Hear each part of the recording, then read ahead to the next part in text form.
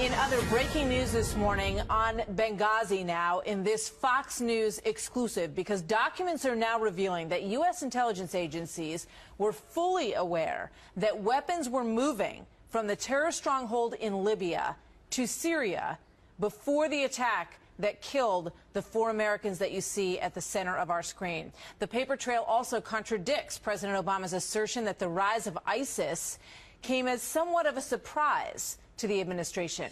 Chief Intelligence Correspondent Catherine Herridge on this for us live in D.C. So, Catherine, what are we learning here about this? Well, Martha, newly released documents show a serious disconnect between what the administration said and what was known at the Defense Intelligence Agency, also known as the DIA. This September 16, 2012 memo, copied to the National Security Council, State Department, CIA, and others, concluded the Benghazi terrorist attack was planned at least 10 or more days in advance.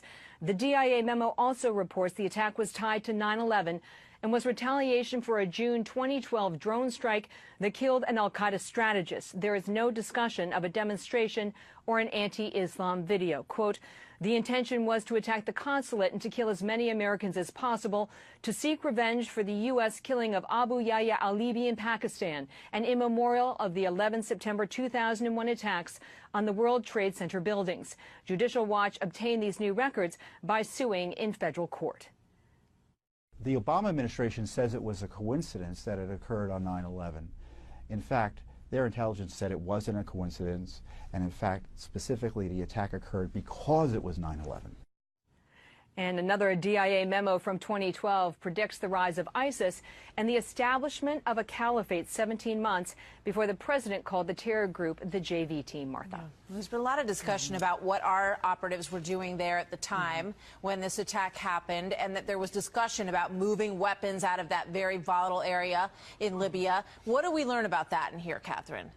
Well, Martha, another DIA memo dated October 5th, 2012, leaves no doubt that U.S. intelligence agencies were clearly aware that lethal weapons were being shipped to Syria via the port of Benghazi.